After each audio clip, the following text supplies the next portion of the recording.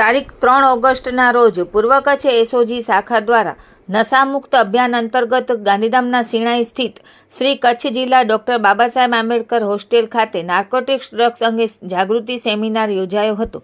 સેમિનારમાં પૂર્વ કચ્છ એસઓજીના ગોપાલભાઈ સોગમે વિદ્યાર્થીઓને નાર્કોટિક્સ ડ્રગ્સના દૂષણો, ડ્રગ્સનું વ્યસન કરનાર વ્યક્તિઓની ઓળખ, ડ્રગ્સના સેવનથી થતા નુકસાન, ડ્રગ્સ પેડલરો દ્વારા અપાતી લાલચ, ખરાબ સંગત, ઓનલાઈન ગેમિંગ તેમજ સોશિયલ મીડિયા મારફતે નશાકારક પદાર્થોના સપ્લાય અંગે માર્ગદર્શન આપ્યું હતું।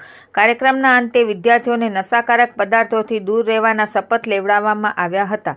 આ કાર્યક્રમમાં વિશ્વ હિન્દુ પરિષદ અને બજરંગ દળ ગાંધીધામ પ્રખંડના પૂર્વ કચ્છ જિલ્લા સંયોજક શંકરભાઈ ઢીલા, પ્રખંડ અધ્યક્ષ કરણભાઈ આહિર, મંત્રી ભરતભાઈ ઠક્કર વિશેષ ઉપસ્થિત રહ્યા હતા। કાર્યક્રમનું સંચાલન સહમંત્રી સુરેશભાઈ ડાંગર અને મહેશભાઈ આહિરે કર્યું હતું। આ પ્રસંગે સામાજિક આગેવાનો, હોસ્ટેલના શિક્ષકો અને મોટી સંખ્યામાં વિદ્યાર્થીઓ ઉપસ્થિત રહ્યા હતા।